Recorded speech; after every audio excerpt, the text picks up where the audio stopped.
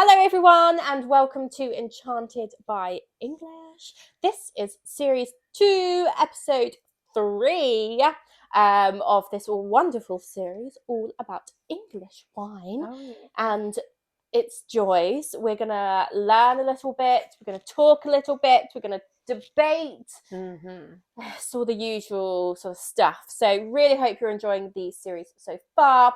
As always, if there's anything you would like us to talk about, or if you'd like to write in and we will start the discussion for you, then you are more than welcome. So thank you so much for listening again. Yes, thank you. It's my turn to present today. Apologies for my voice. I went a bit hard on the karaoke this week, genuine. And now I can't speak. No, and I was also speaking non-stop for 2 days. So speaking non-stop for 2 days, singing all night.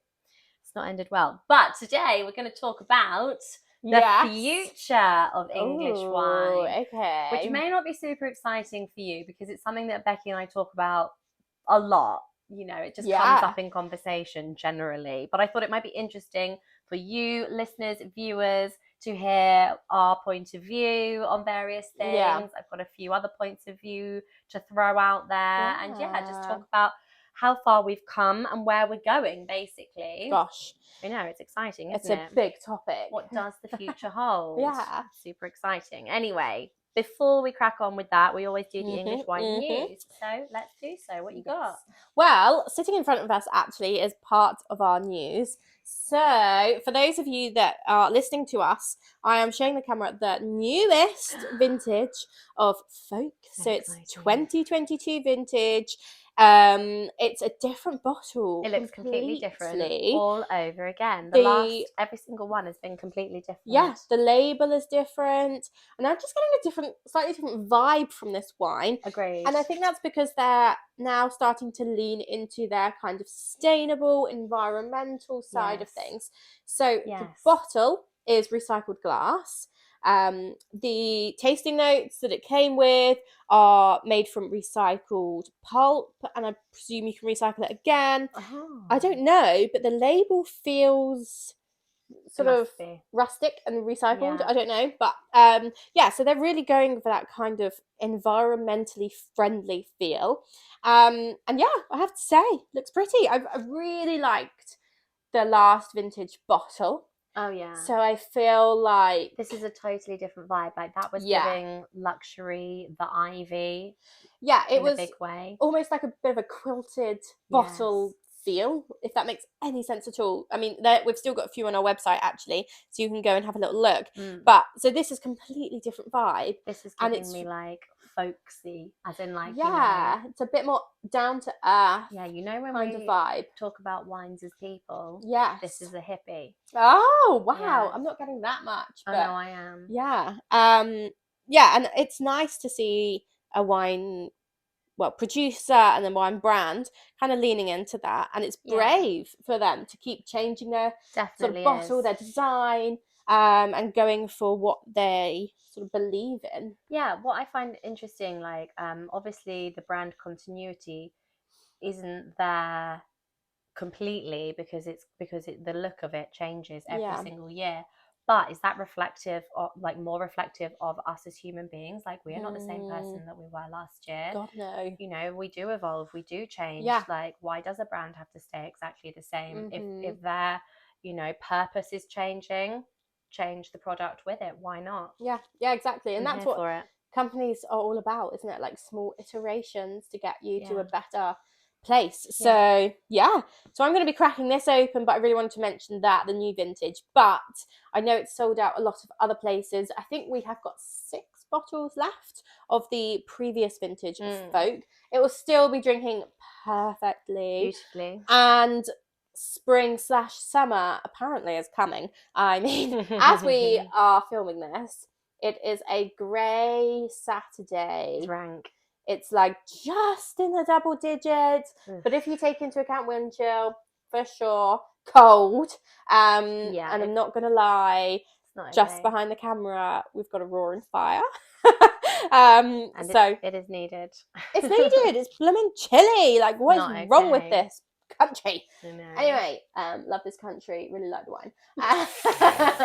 So So yeah, pick up some rosés because it is coming, and by the time they're delivered, oh yeah, definitely. perfect. Oh, you need them in the fridge for that day. Like last weekend. Yeah, so beautiful. Sunday, was it Sunday? Sunday afternoon. Sunday afternoon. Oh, Just all of a so sudden, good. it was so gorgeous, Yeah. and it was unexpected because Saturday was awful. Yep. And then all of a sudden, Sunday was glorious. So you're Yep. gonna need this in your fridge. Absolutely. And if you write into us, and you can find contact details online, you will get a discount code. That's true. For talking about the podcast, saying that you've listened. Just, give us some love, guys, and we'll give you some love back, and then you can fill your fridge with some rosé. Do you know what? I'm going to extend that. I'm going to say, if you subscribe and then send us an email and say, P.S. I've subscribed. Yeah. I'll send you a voucher. For sure. Yeah. For I'll sure. pay myself out We're like here that. for you. Loyalty pays, guys. Absolutely. So yeah, that's my first bit of wine news. Second bit of wine news, I just wanted to mention we have just done a huge restock. Literally, we're 100% full at the moment. Yeah, It's we really are. insane. We need you to buy some wine. Yeah, please. So we have just restocked on White Castle. 1581 is in there. It's not going to be in there for long, guys. And Pinot Noir. And the Pinot Noir. Oh my God. Whoa, So White Castle 1581 Pinot Noir. Yum and yum, must buys. Also restocked on the Oxney. Oh, we haven't restocked them in what feels like forever. Yeah. So again, beautiful organic wines. vineyard, delightful. We've also then restocked on Nutborn, pretty much the whole blooming range. So the Blush, the Nutty Vintage, the Nutty Wild, the Bacchus. We've also got the Hedgerow in stock, and we've got one bottle of the Sussex Reserve. So beautiful. Then we've also restocked on Simpsons. We've already had someone buy a whole load of Simpsons, so get that whilst it's still here. And Woodchurch. And also recently, although we may have already mentioned this, Fitz. Yes. And Bardfield Sparkling. Yes. Delish. So much. You are welcome. We've got it all for you because we know barbecues are coming. Yes. Summer gatherings are coming. Picnics are coming. So we thought we need to stock up. Be ready, guys. And even better that if you talk to us, that sounds really sad. If you want to contact us to talk about the podcast, then you can get a little something back. Something in it for you. And yeah, you have that amazing range to pick from. Yay. So yeah, that's my wine news. Is basically, oh my God, stuff is happening. It's spring. There's new releases. Feels good. We're stocking up. Oh, it's new release o'clock at the moment, isn't it? Yeah. Which is wonderful. Should I open this? Please do. It's not much good looking at it in the bottle, is absolutely. It? Gosh. I will continue with the news. Oh, please do, please do. So also in the news, we've got a sale on. Yes. I had a lot of trouble putting the sale on our website because, technical issues. So I just went with a code. Yeah. Which was far easier. I was just trying really hard to put it on all the different categories. It wasn't working out. So the code is SPRING15. You get 15% off everything. If you spend over £200, you get free delivery. If you're local to us, you get free delivery anyway. What's not to love? My second bit of news is the 6-bottle subscription that I spoke about and said we were going to do. It is now live, and the first lot will be going out on the 20th. So that's in a week's time. So sign up now if you want to get involved in that. Also on my list, I have the new restaurant opening in Manchester, Orme. If you are from up north or frequent Manchester, this looks so beautiful. It's a really pretty colour. So we were saying to one another when we got this that the because the glass is recycled. So we're talking about the Folc, by the way, if you're not watching. Oh, yeah, sorry. So it's not just recyclable, it is recycled. It's made from recycled glass. It's actually not perfectly clear. No, it's got not to sound really old. Go on. But does this not look like how Coke bottles, the glass Coke bottles used to look? Yes, it does. Yeah, I don't think they used to I'm going to leave it just for a sec. I don't think they used to bleach glass quite as much as they do now. Perhaps it used not. to have that slight tinge to it, didn't it? Yeah. But I really actually, I didn't really notice it before when the cork was in.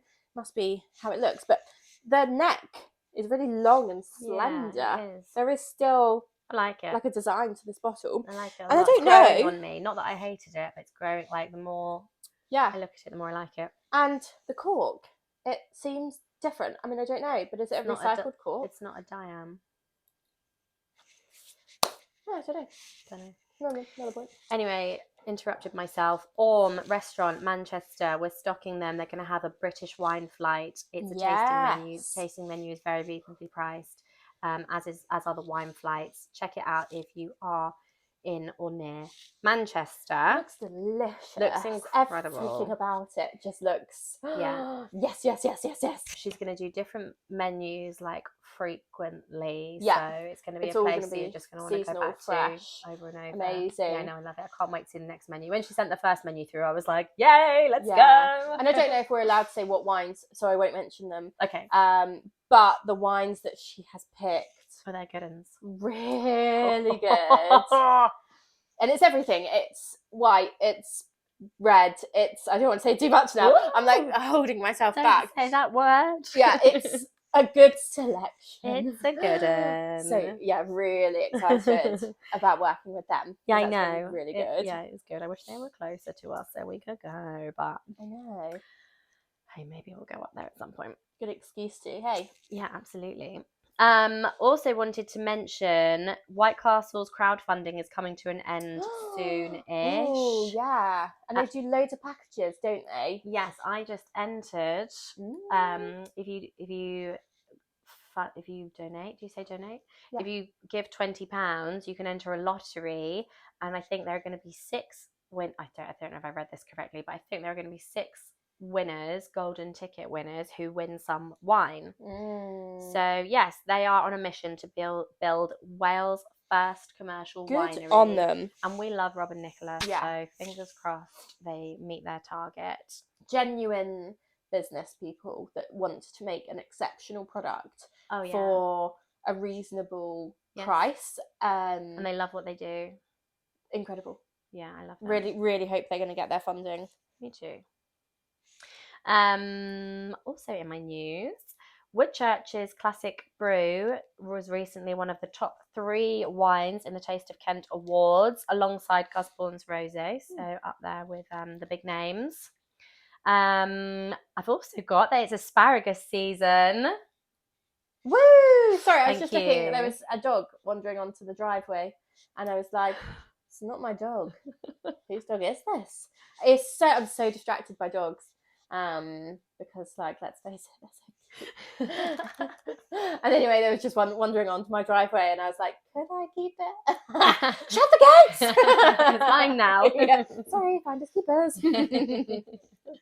Anyway, sorry, what were you saying? It's asparagus season. Asparagus season, which pairing perfectly Bacchus. with Bacchus. No. Yes, it's the classic Yeah. pairing, and it works really well. Right, so I have an asparagus recipe. Oh, go on. That is a Nigella recipe, and it's blooming beautiful and so easy. Dictate it now. So, just get yourself a nice flat tray. You're going to lay the asparagus one by one, nicely spaced, onto the tray.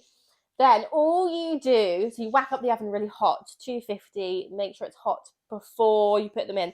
Preheating is a must. Sprinkle the asparagus with your finest olive oil. Then you want salt, pepper over the top. That is it. In the oven for like 10 minutes. So just so they're crispy. So they've got a little bit crisp on them. And honest to God, like the most tasty asparagus ever. And it's a perfect kind of side to whatever you're having. That sounds lovely. Yeah, Thank really you. nice. Thank you for sharing. You're welcome. Okay, that's all the wine news. Okay, good, because I really want to talk about the Folc. Yes, Folc next on the list. Let's Okay. have a little snifflet. So I've got their tasting card here, because with the orders they send out these lovely, pretty tasting cards, which I really want to show you anyway. But on the colour, they're calling this watermelon pink.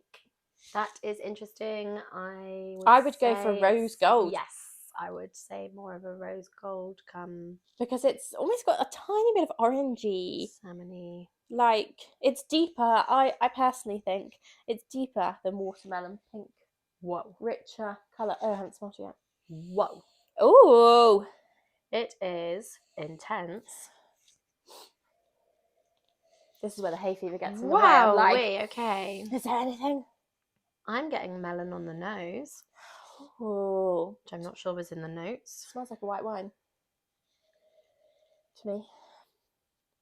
I'm getting the Bacchus, which is funny because there's only 12% of it. Oh yeah, so let me talk you through the Go on. blend. 28% Pinot Meunier, and like just bear with because there's a few in here. 23% Pinot Noir, and then 21% Pinot Noir Precoce. Is that how we say Precoce? What's how we're Precoce. saying Precoce? Oh, yeah, how do you? 12% Bacchus, 11% Chardonnay, 3% Pinot Gris, 1% Ortega, and 1% Rondo. So a whole blend going on there, and they are known for their sort of wide variety blends, just to try and get the best flavour, I guess. But yeah, it smells very ripe, doesn't it? Like there's no crunchy cranberry undercooked, you know, like No. it's nice. Okay, I'm gonna have to taste it. Do you know this reminds me a bit of the rosé that we did with Sharpham? Is it? Yeah, it's the peachy. Oh yeah, I see what you mean. Oh, I do see what you mean. Yeah. Mm. Mm. Oh, yummy. Yes. It's like Spot on. it's got like a peaches and cream flavour though, don't you think? Like Yes. there's that That's so interesting. well-rounded element, that creamy desserty element. Do you know what I mean? Yes. Not like picking an apple from a tree and biting it. It's more like apple tart apple. You know, like Yes. it's got more to it. Thoroughly enjoyable, and I don't want to spend too much time sipping and sniffing, but that's the amount of time that we are spending sniffing and sipping shows how much we like it. Still a bit of a zest on your tongue. Like, whilst it is that kind of peaches and cream, savoury kind of flavour, like it's still got, when you sip it, it's like on your tongue, but it's not got that underripe, crunchy vibe to it. No crunch at all. Soft. Yeah. Like raspberries. Yeah. Smushy raspberries. Like, it's summer. It's really nice. It's really nice. Really good. Like, sippable. I feel like I want some nuts with it. Why do I want nuts? I don't know, but I'm with you. Like some salted almonds or something. Yes.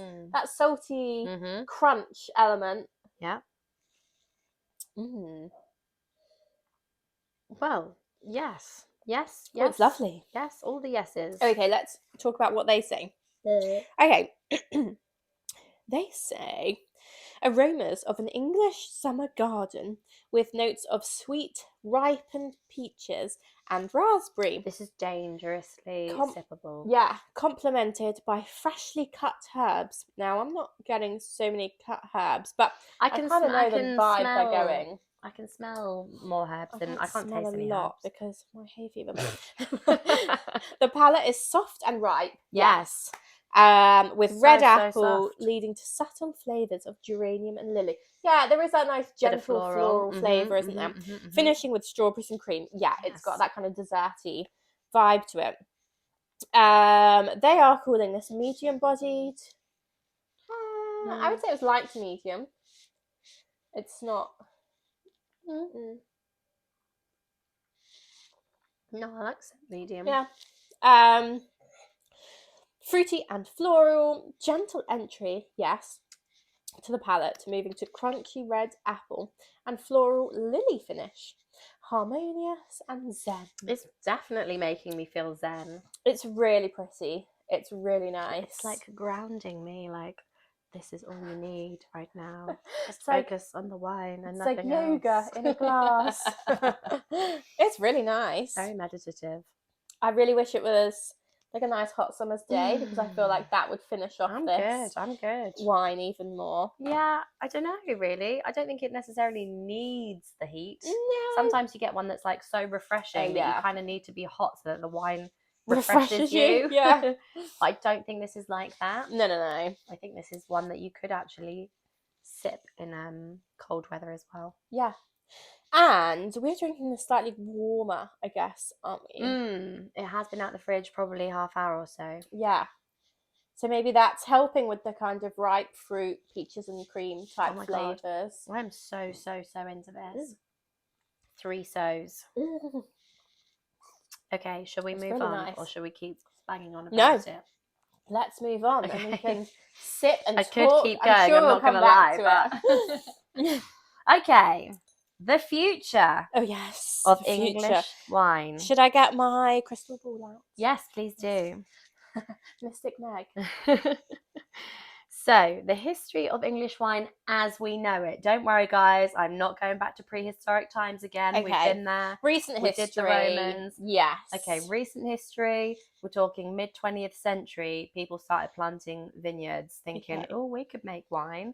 Unfortunately, everybody who tasted the wines were like, "No, you cannot. Please stop doing this." I would like to disagree. Yes, a lot of stubborn people kept going, and it's a damn good thing they did, because now, or rather in the noughties, things started to pick up a bit. Absolutely. All of a sudden, Yeah. people, well, actually, I'm not entirely sure when people started planting champagne varieties, but that was a real turning point. So it must have been in the 90s. When Someone must did have... global warming start? Because I guess that was a bit of a turning point too. Because when people were planting in like the 70s, it was cooler. It was cooler here. It was cooler.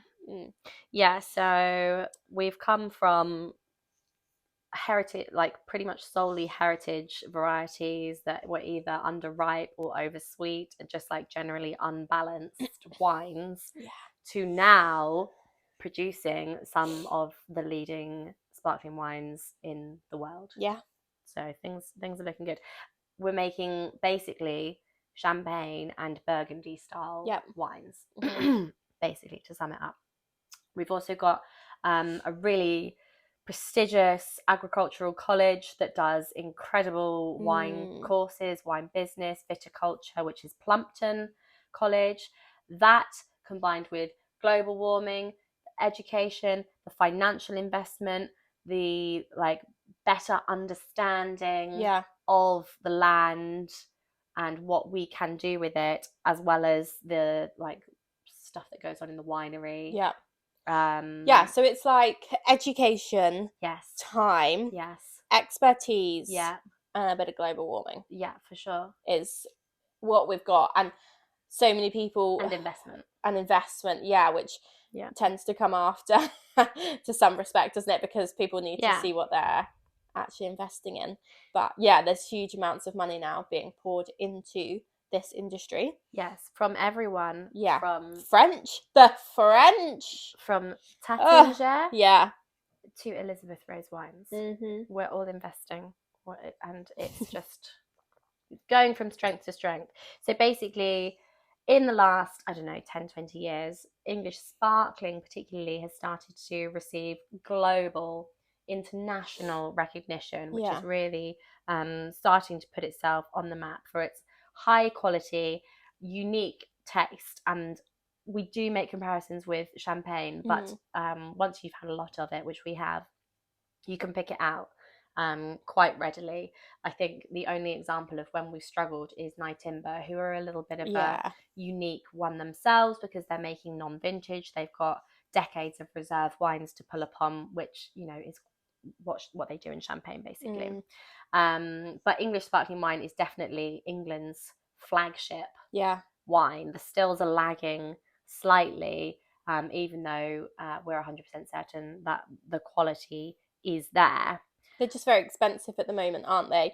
So the stills that you get, I feel like the sparklings that you get are actually like definitely at value. Maybe even they're like under what their value actually is. Like their cost is under what their value is.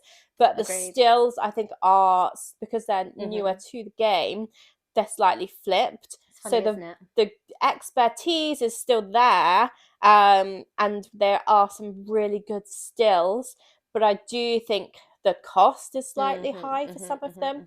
So if that could come down, I think it would match the value they're giving you. There are definitely some stills that you taste and you're like, no, 100% this is worth that money. Yeah. But there are others where you're like, okay, like this is a really, really great wine, but I wish it were £5 cheaper, Yeah, for exactly. example. Yeah. Also contributing to the success, I would say, within the UK of English wine is its focus on sustainability, and also its like, you know, shop local attractiveness. Yeah, and it's like, you know, you can wander down the road to your Yeah. local vineyard. A lot of them are open, so you can. It's a bit more tangible, isn't it? You can see it, you can feel it, like where it's made. Yeah, it's amazing. And it really adds to the experience, I yeah, think. it's just like when you grow vegetables in your garden, it Yeah. tastes better than when you eat them, doesn't it? Because you're like, oh wow, like I've actually seen this like Yes. become something. Yeah, that's And I think cool. it's the same for local vineyards. Yeah, I agree. I definitely agree. And any wine that is produced in the UK is going to have, you know, significantly less wine miles than any wine Yeah. produced anywhere else. Yeah, like shipping them from Australia or Yeah, and you yeah. know, most of the wines that do come from Australia or a very, very, very long way away will come in an enormous bag or an Yeah, enormous tank like a and then vat. be Yeah. bottled in the UK, which I always find like really removes a lot of romanticism Yeah, from, it does, doesn't it? from the wine itself. So yeah, we're increasingly concerned about the environment, and that goes for everywhere really. It doesn't really just go for the Absolutely. UK, Yeah. but when we talk about popularity within the UK, that's a real point of interest. And then also the whole shop local, you know, like high street shops are disappearing, local businesses are being supported more and more. I think it's a wonderful thing. I think more people should do it. And yes, exactly, that's it really. Yeah. So in addition to all of this, it obviously tastes amazing and is super high quality. So anyone looking to make sustainable, ethical choices, but also like have a wonderful experience, is enjoying English wine, specifically sparkling, but the stills are there too. Yeah. So what issues are there? Like we've just banged on about all the wonderful things, but what are the issues? I mean, cost we have mentioned already is slightly off balance. Yeah, I think with the stills, like we acknowledge. bearing in mind the sparkling prices that we have on our online shop, and then if you compare that to a similar sort of, maybe not even similar, but a champagne in Tesco's or like, you know, like a normal supermarket brand, actually I think ours are better value. Yes. But the stills, I'm not sure we could say that about just yet. Not across the board. No, which there you are generally a few. can with sparkling. Yeah. But yeah, I think that will come down in time. But we're not quite there yet. And it's like anything, the more you support it, the more investment they can put into it, and they can then make it cheaper. So it's all a bit of a virtuous circle. Other issues, I think people are like mentally still ingrained in English people, and English vineyards can't make good wine. Yeah, I do think, especially the older generations, who may have tasted English wine in the past and not enjoyed it, find it difficult to get past that. I think younger generations are more open to it, personally, but the younger generations aren't necessarily as into their wine as the older generation. So we've got a really interesting gap there. Yeah, it's like, where's the tipping point? Yeah, exactly. I mean, I think you and I are in the sweet spot, like in our 30s, we're into wine, but we're not old enough to have remembered it being rubbish. So we're willing to pay a bit more for the good stuff. Yeah, we've perhaps heard about when it was rubbish, but we've never tasted like, or been around like a whole load of rubbish stuff. So. Yeah.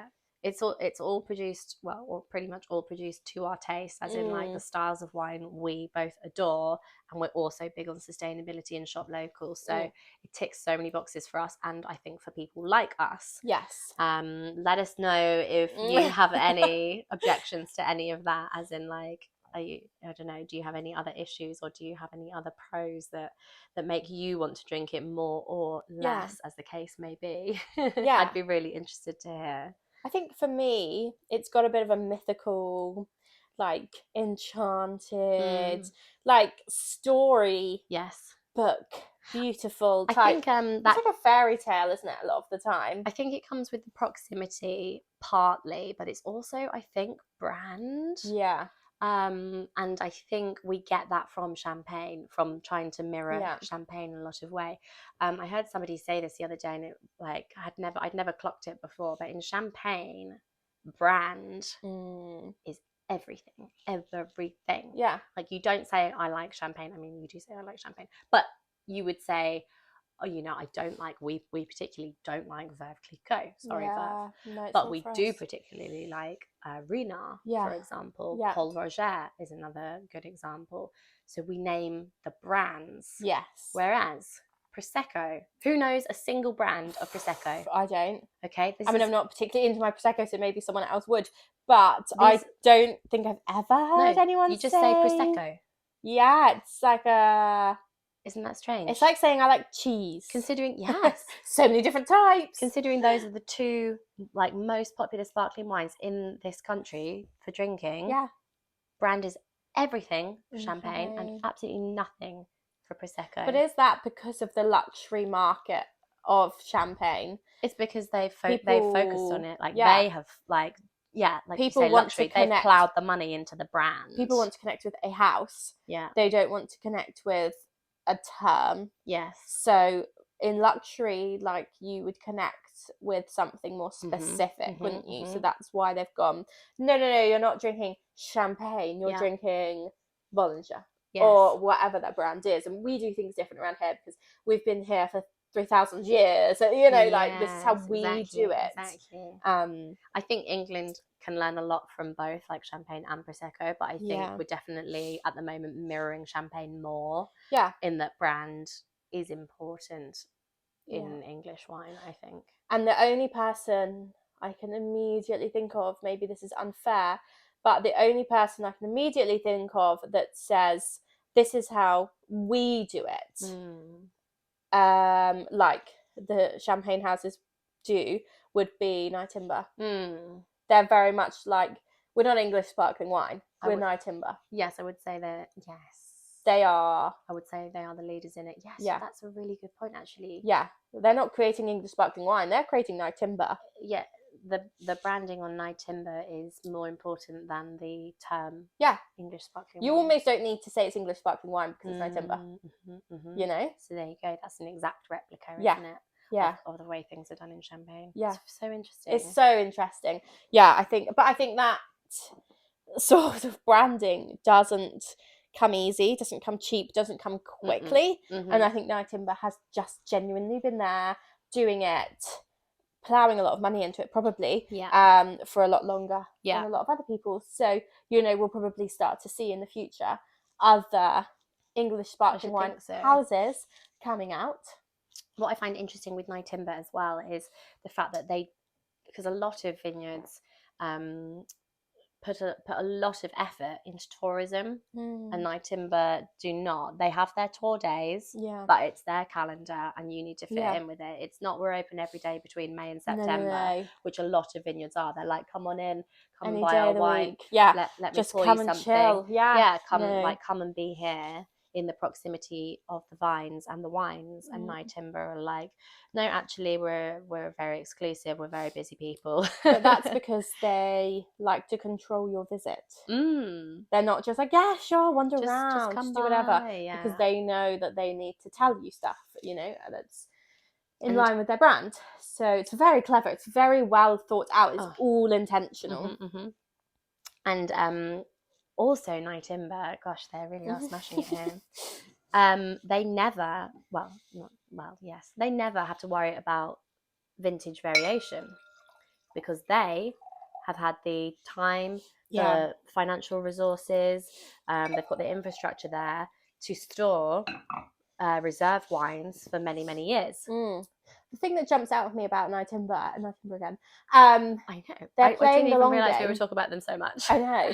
They're playing the long game. Yeah. Aren't they? They're not doing this for the next vintage. And did you know? They're doing this for the next 100 vintages. We bang on about the fact that English sparkling wine is made in like so fewer quantities than the majority of big champagne houses. Nyetimber specifically produce more bottles annually than Paul Roger. So that gives you an idea interesting of the size of Nyetimber. That is interesting, isn't it? That is interesting. I know, I did not know this before. That's a good one, isn't it?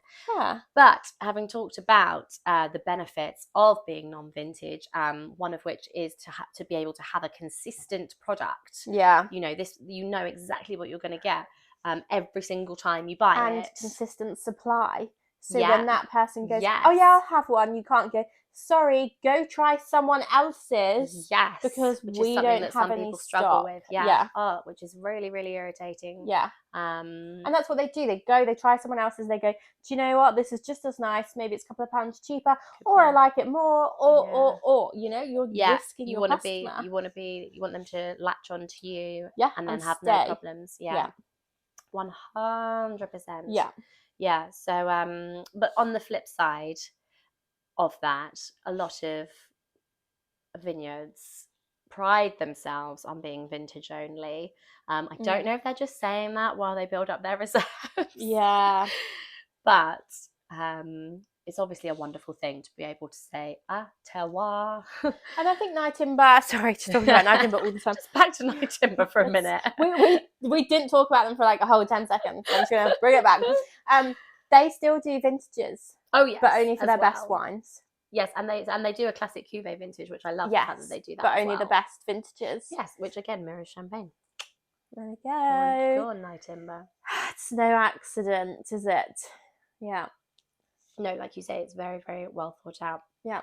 And that is why they are in the supermarket, let's be honest. Like, they are a big brand. They're a big brand. They're a big brand English sparkling wine. But it's decent. Oh, it's lovely. We definitely don't think any less of them for being a big brand English sparkling wine. Anyway, I was just going to mention many, many vineyards and wineries pride themselves on being vintage only, and those are the majority of the wines that we stock. Yeah. And those are more akin to champagne growers. Yes. Or grower champagne, whatever you call it. Yeah. Which is, it's like a emerging trend in champagne in that they're small quantity producers that just like put an enormous amount of care and attention into their product. Not that Nyetimber don't. But it's just a different vibe. It's a different vibe. The vintage, the terroir, yada yada, it's a different vibe to a non-vintage. I want everyone to try this and love it. Yeah. So anyway, moving on to still wines, which, as we mentioned before, we're basically, there are three main still wines in England. It's Pinot Noir, Chardonnay, and Bacchus. Pinot Noir is the most planted grape, and that's partly because it goes into sparkling as well, but so does Chardonnay. But it's also really, really versatile when it comes to still wine. You can do a white, you can do a rosé, you can do a red, depending upon the ripeness of whatever year you're tasting. Yeah.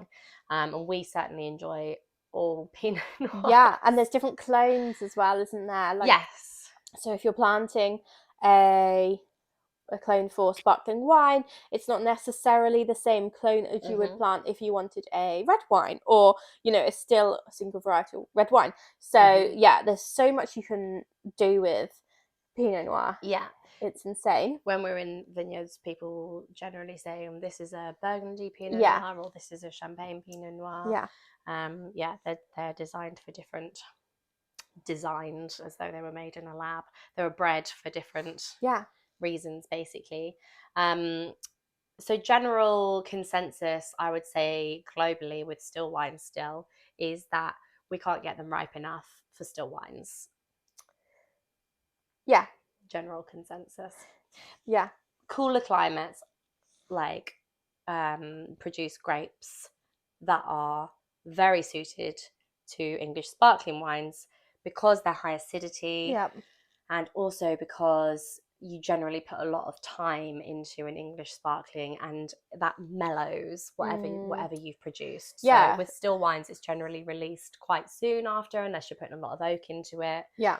In which case you can get screechingly high acidity. Yeah. And some people may consider them to be underripe in certain vintages. Yeah, and I think a lot of people, because of the underripe issue, a lot of people will only do still wines from the very best plots. So that's why we are seeing a lot of still wines now coming from Essex, because in Essex there's this amazing little microclimate. I mean, we've talked about it 1,001 times before. We've done blogs, we've talked, and we've banged on about Essex wines. But it's its own little microclimate. It's dry, it's hot, it's doesn't really have to suffer with frost in a lot of these little areas. So that's why there are some pockets doing amazingly well. Yeah. And then you'll go 2 hours south and you think, oh, but it's great for sparkling wine. Oh, but there's not so many still wines. Yeah. And that's just because they are only going to do it in the very best places. And here is my first prediction for the future of English wine. Yeah. That we will start talking about it more regionally. It's starting to happen. Yeah, 100%. But it's still generally, I mean, I know that Sussex tried to do their thing with their PDO, but quite frankly, Sussex and Kent are one and the same for me. When you start going further west, I taste a difference. Yeah, like Hampshire. Yes. Yeah. And then obviously Essex. And I would agree that still wines from Essex are exceptional. Yeah, 1,000%. And sparkling wines from Sussex and Kent are, and down along the south coast are exceptional. And I would say that vice versa, the sparklings in Essex are not quite as good, and the stills from further south are generally, this is not be all and end all, but generally, not as good. Forte's the sparkling. Yes, exactly. I think that's completely fair, and I think everyone would agree with that. And actually, just thinking about this, folks, so they don't have vineyards. They go out, buy their grapes, and then they take them back to the winery and they create Folc. So they buy in their grapes, which means they can buy in from anywhere they like. So this vineyard, I mean, I guess they pick from wherever they want each vintage, but this one is from Kent, Sussex, and Suffolk. There you go. East Anglia. Oh yeah, when we say Essex, we sort of actually are talking about East Anglia. We should really. Yes.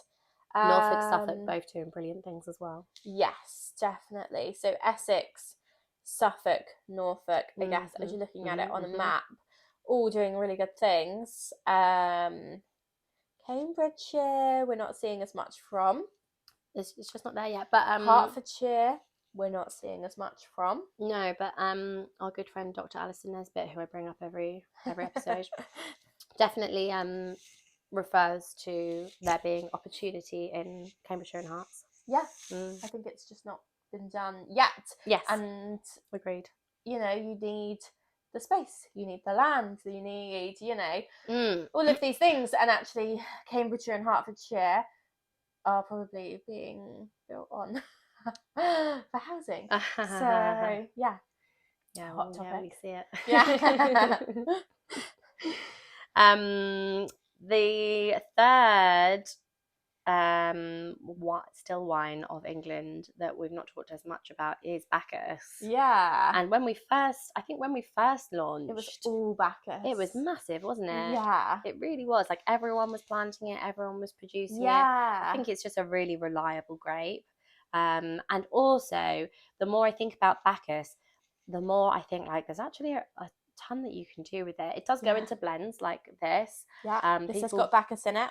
People will 12% put it in Bacchus. Sparklings as well. Yeah. And you're starting to see people do like oaked Bacchus as well, which we've tried before and really enjoyed. Yeah. So it's really not just your like super refreshing Sauvignon Blanc, New Zealand Sauvignon Blanc style white. Yeah. It actually comes with a lot of different iterations, which I love, and it's not quite as big as it was before. I think Chardonnay and Pinot Noir are starting to gain momentum, despite being like twice the price of a Bacchus. Yeah, that's it so is really, true. isn't it? It's so true. So yeah, if you're new to still English wine, go for a Bacchus. Definitely super reliable, really yummy, especially if you like New Zealand Sauvignon Blanc. You'll really enjoy really it. nice. And it's pretty good value. It's like, it is a Germanic variety, but it's not like overly sweet or overly Germanic. And also, I think the name Bacchus doesn't sound like Reichensteiner or whatever, does it? Like, it doesn't sound quite as scary. It doesn't sound like you have to pronounce it in a German accent. Yeah, exactly. Because Reichensteiner, all you want to do is go Reichensteiner. Like, you want to put it in a German accent. Yes, exactly. It feels right. But Bacchus is just English. Yeah, it sounds English. Yeah, it does. And I think, is it just because we've become so comfortable with Bacchus being reliable and yummy that we're not talking about it so much anymore? Maybe, because we're not surprised. Yeah, we're like, Bacchus, it's good. Well, yeah, we're expecting. Yeah, obviously it's good. And we still sell a ton of Bacchus. We do. It is the fan favourite. I think one of my favourite Bacchuses is the Great Lodge Anne of Cleves. Yes. Which you wouldn't know as a Bacchus from the label or the name, but it is 100% Bacchus. And yeah, that is delightful. Yeah, and so that is a tiny bit sweeter, like tiny bit. Like, don't take that as me saying it's a sweet wine, because instead of appley flavours, it has like pear flavours. Like, that's the difference.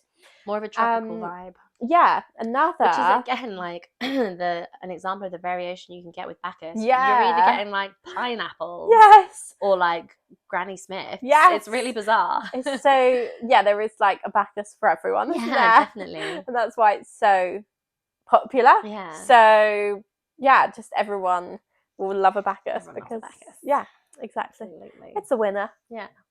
And talking about still wines as a whole again, in general, I'm reminded that vines actually need a bit of like tough conditions to grow really well. Yeah, and I think a lot of people talk about like, oh, we did soil tests and we did this and we did that, and actually vines can grow pretty much wherever you want them to.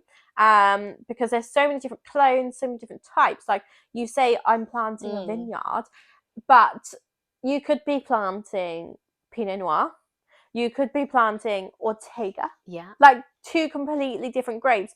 You could be planting like anything in the middle, like a really odd grape variety, Reichensteiner.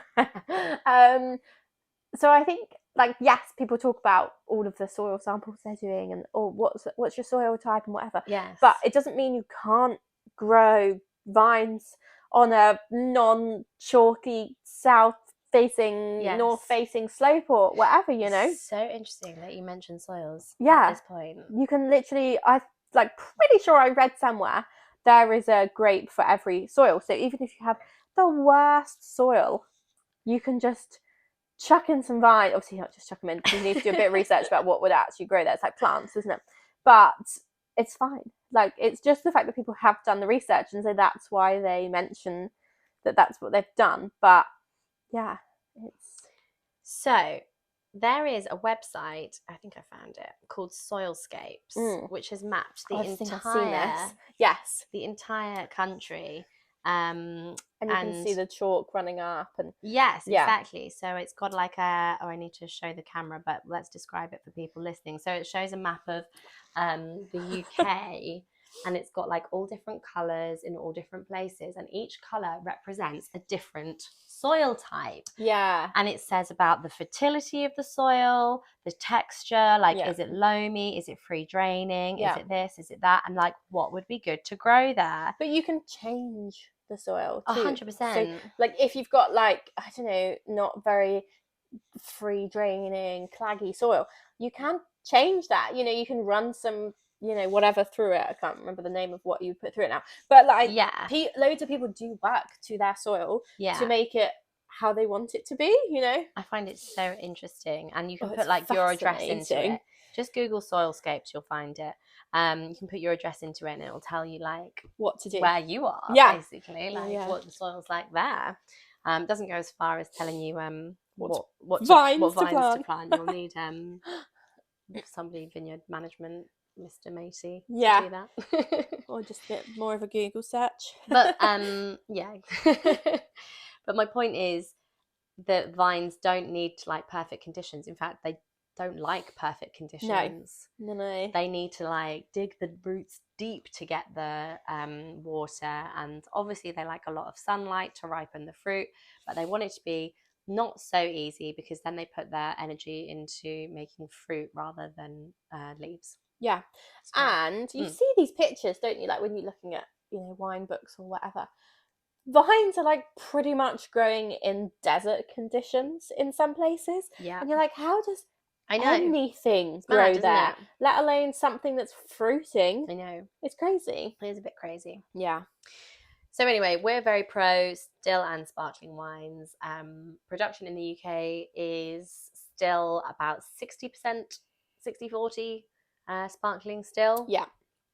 So yeah, basically we've got scope for improvement on both sides, but I think my second prediction is that English sparkling wine will become the most drunk sparkling wine in the country. Do you think? I do. Even at the price point? Yes, because I think it'll come down, it'll go up, like there'll be different. Yeah, I mean, the one thing is I don't know how much Prosecco's drunk. It'll overtake champagne. Yeah. I think. Especially with the prices of champagne right now. Jeez, don't get us on that one. Yeah. Listen to the other podcast. Yeah, because I think the only reason I say that is because people are so used to paying like sub £10 for a bottle of Prosecco. No, thank you. And like there's a market for everything, right? So, True. if you're doing a massive party for loads of people, you're not gonna serve them all the finest English sparkling wine, and like fine. But yeah, I do agree. I think if you're just in a normal family situation, you're probably gonna pop open English sparkling wine, not champagne. I for the coronation, I didn't have any in my fridge. Oh my god! And even are you? I know, that's like treason almost.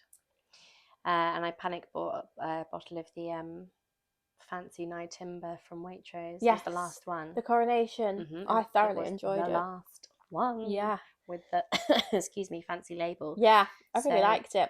Yeah, I really liked it too. What time of the day did you drink it? Not as early as you. Oh, that's disappointing. I imagine you popped it as soon as the coronation began. Yes. Yeah. Because we were drinking it during the coronation. Yes. Did it start at 11? Something like that. Yeah, so we... No. Are you sure? I think it started at 11. Anyway, I drank it on the Sunday, so sorry I didn't partake. Oh. Sorry, Charles. King. Sorry. King Charles. King Charles. Yeah, gosh. See you in hell. There's a couple of producers doing Charmat method, tank method, sparklings. Yeah. I think maybe this will grow in popularity. Maybe there'll be a few more, but I think that the traditional method will be the one. Do you know what I saw posted on socials today? Because we are recording this on the Saturday of the Eurovision Song Contest. No, Eurovision. Sorry about that one. And Harlot. Oh, I read about this. Yeah, they were, anyway, it was just an advert saying, basically they were saying, drink English sparkling wine with Eurovision party. Really? And I thought, actually, it is like, that sort of method is more of a party, party wine, because it's less serious. It's more of a sipper, not a thinker. So I read that Harlot have announced that by 2025 they will be producing the most sparkling wine of any producer in the country. So they are clearly aiming at the Prosecco market. They want those Prosecco drinkers. Do you know what I would say to that? Tell me, what would you say to that? How? I don't know, by producing a ton and doing a lot of advertising. But producing the wine, but where do the grapes come from? I don't know, where do they get them from now? No idea. Need to Google that one. We're not huge fans. I mean, we've not tasted it. That would be my only question is, How are they going to go? Well, they must have done something. Are they growing it? Are they buying it? Are they shipping it? Are they... Kent. They're in Kent. Charmat of England, so it says here. Charmat of England. Yeah, it's got a real ring to it, that, hasn't it? So that doesn't necessarily mean the grapes are English. I don't know. Let me see what it tells me. Bacchus, Pinot Noir, Meunier, and Chardonnay. Those are all... all English. Doesn't really tell me much else. So here we go.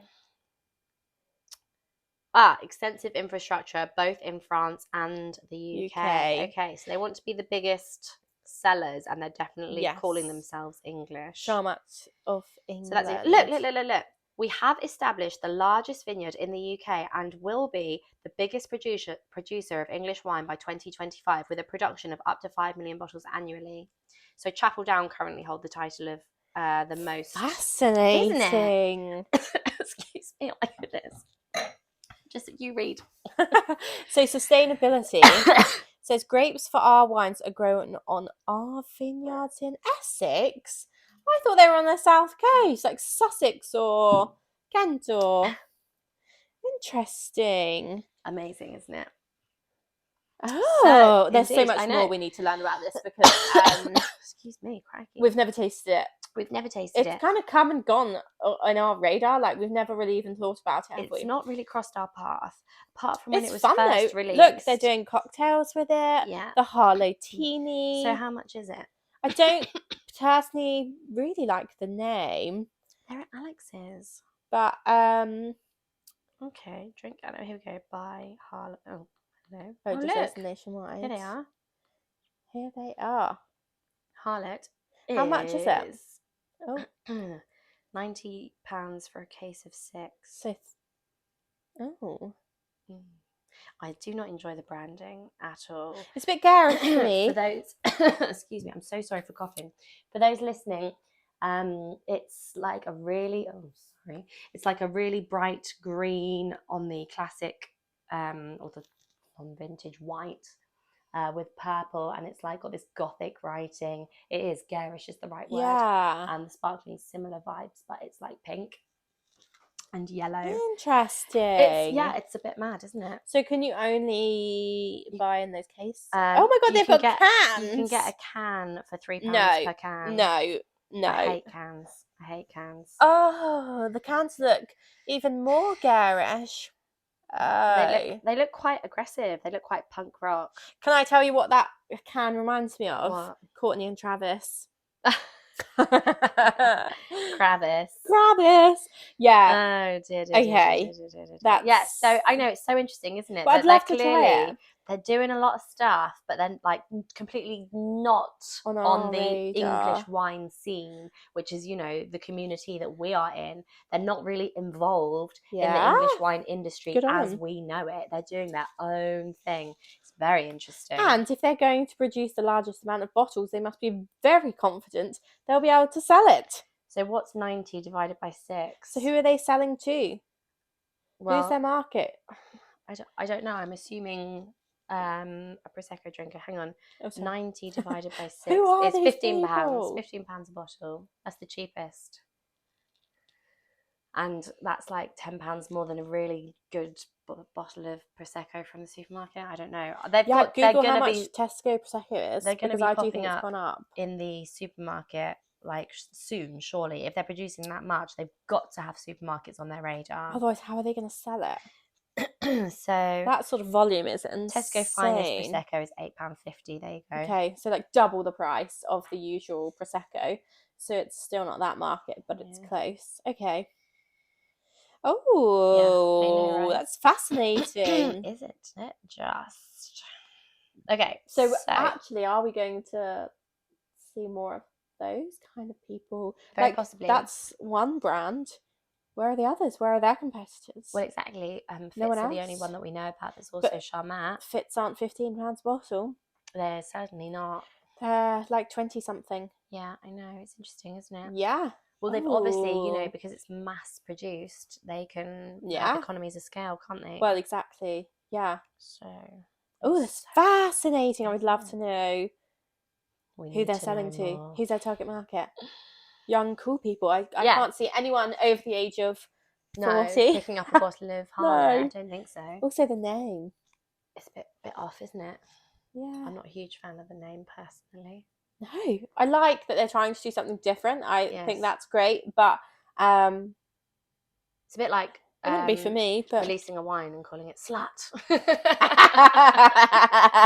Oh. Yeah, exactly. It's not got great connotations, has it? No, but then it's like an old-fashioned word, isn't it? Yeah, I know, and that goes with like the Gothic style writing that they've Yeah. so it's interesting. Oh, interesting. There must be a Watch thought. this There must be a space. thought process behind it. So, Yes, oh, okay, not my cup of tea, but it'll be someone's. indeed. So I thought we would now move on to our predictions, of Okay. which I've put a couple out there. Right. Yes.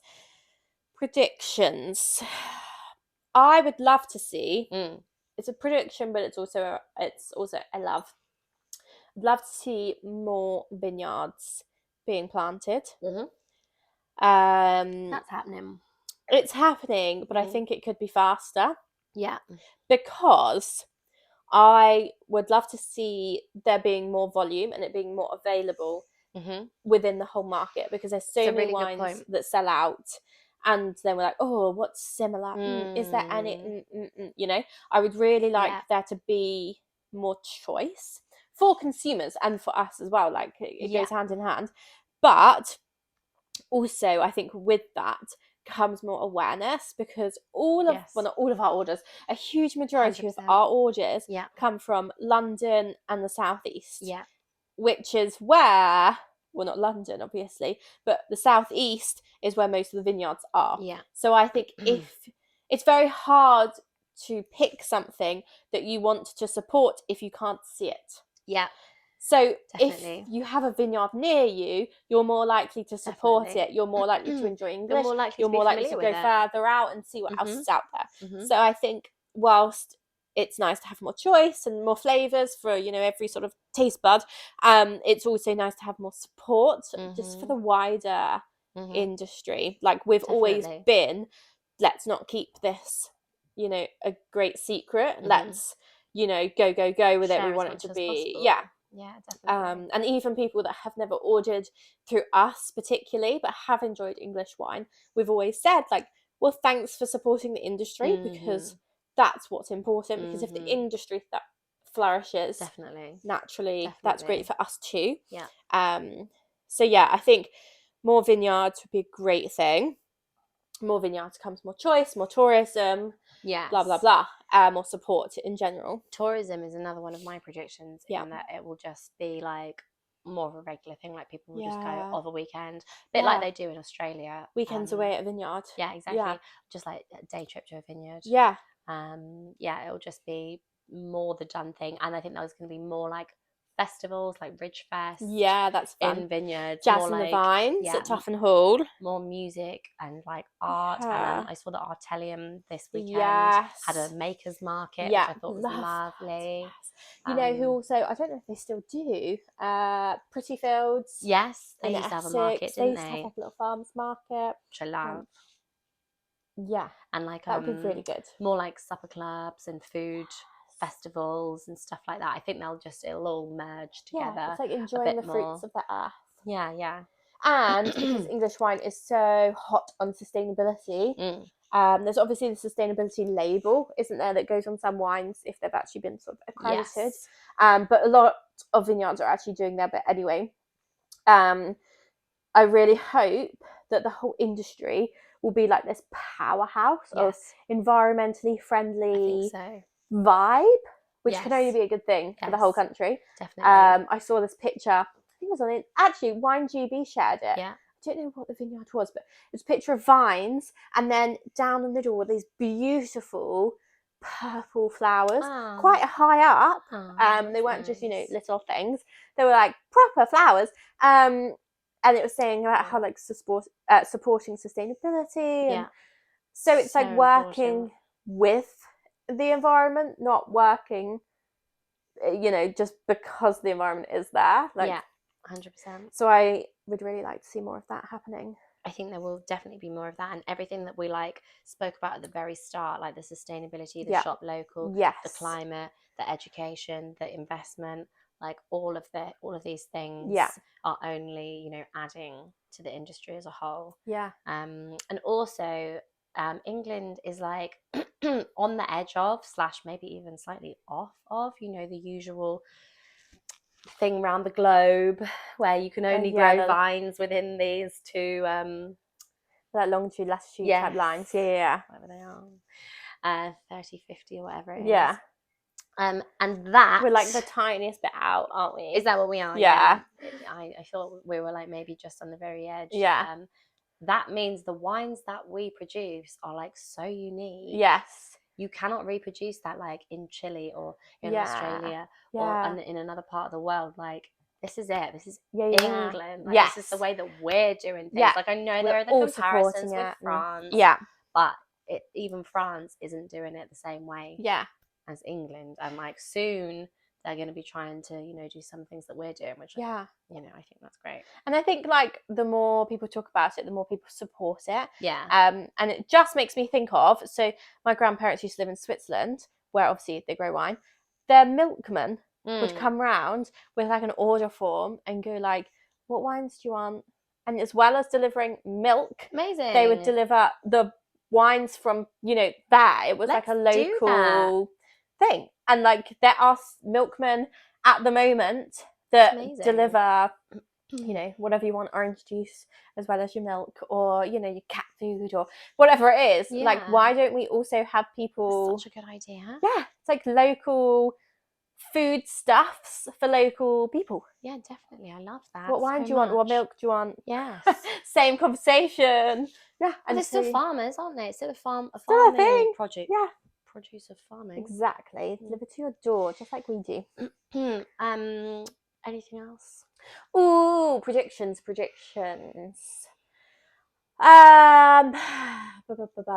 I think there'll be more experimentation. We love that with the wines, actually, because I think as more people come into it, so the people at the moment are like the pioneers, the brave ones, the, you know, the guys that are first through the door. I think as some people see them going, oh yeah, they've done okay, then the real brave guys coming in like, yeah, I'm going to do that, I'm going to do it different. So I've seen the mistakes you've made. I feel like I want to do X, Y, Z. So I think we'll have more experimentation. Love that. Maybe some more like natural wines, maybe like, you know, pet nat type styles, like really cool. I think we'll also see more of the boxed and canned wines, which is a real sustainable thing, which we're not particularly... It's just one of those ones we cannot get our heads around. I can taste it. I can taste the difference. Of course you can. And that I just... It's like, who wants to drink... Do you want to drink your coffee out of a nice cup, a nice mug? Or do you want to drink it out of a paper cup? Hello? Also, water. Have you drunk water out of a can? No. Tastes grim. Okay, so... Give up, everybody. No, don't. I'm joking, but I love fishes. I would really like to see some change with glass, because I think like drinking wine is also about the experience. Yeah. It's not just about like, quick, let's drink. Yeah. It's about hearing that pop and seeing the pretty bottle. What else can you do with glass? And glass has been glass forever. No. Although, having said that, this is unique. We've not seen, I'm pointing to the Folc bottle right now, we've not seen anyone actually be brave enough to use recycled glass. Yeah. But isn't the problem with recycled glass that there isn't enough of it? Is it? Yeah, I think it's just there's still a supply chain issue there. Interesting. Which baffles me, considering we all recycle glass. Like, what's happening to all our recycled glass? It doesn't get recycled, does it? What? Just because you put it in the recycling box doesn't mean it goes to be recycled. Understand. Yeah, it's like a great conspiracy. It's not a conspiracy, it's completely fact. Like, that's why they like ship it off to Malaysia or Thailand, and it's all in the ocean.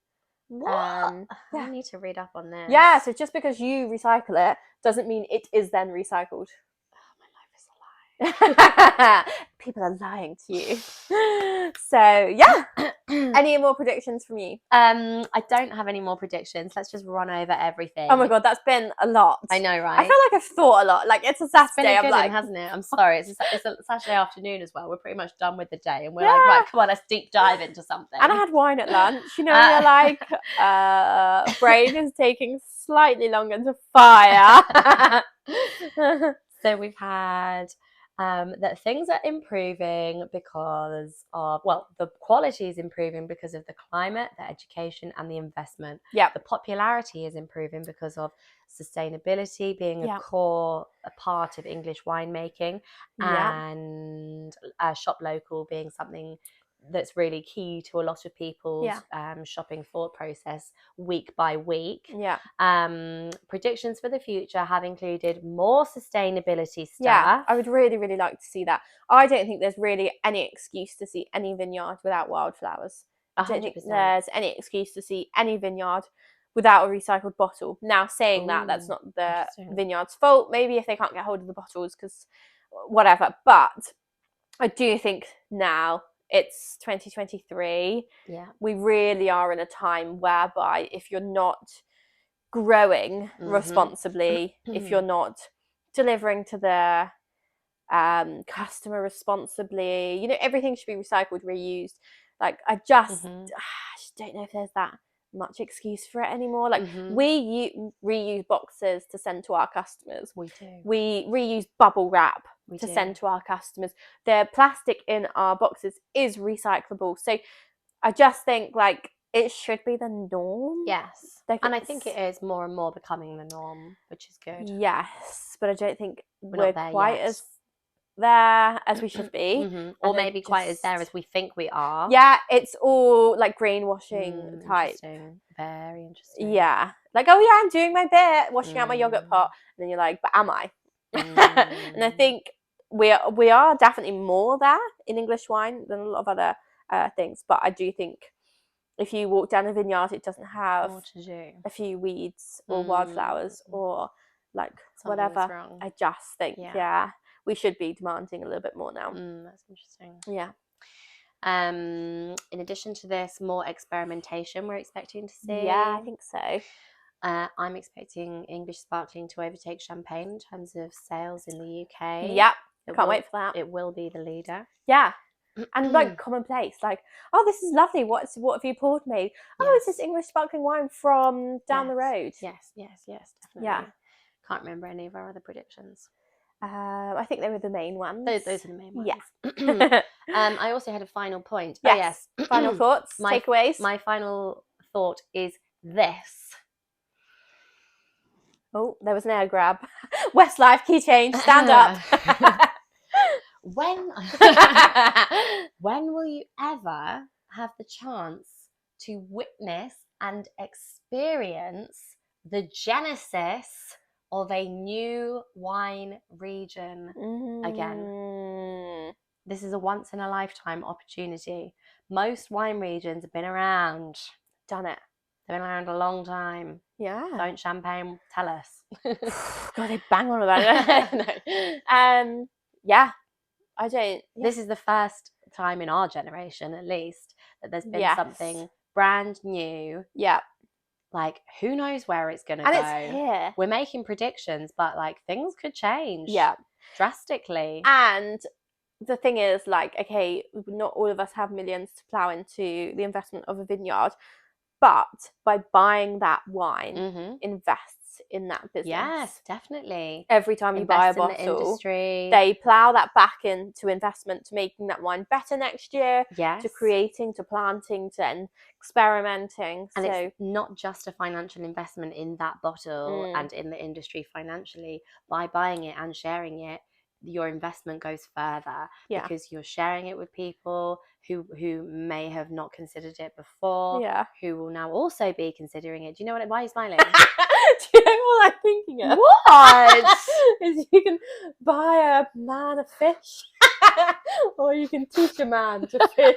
It's can't get out of my head. Was it like an Oxfam advert? I think it was the tone of your voice. You were like so deep and thoughtful, and I was just like, what does this sound like? Ruined it by Or it was like, at me. you can buy someone some goat meat, or you can buy them a goat and feed their family for generations. Isn't that something like Oxfam used to do, like buy someone a goat for Christmas or something? Oh, yeah. On that note. So you can,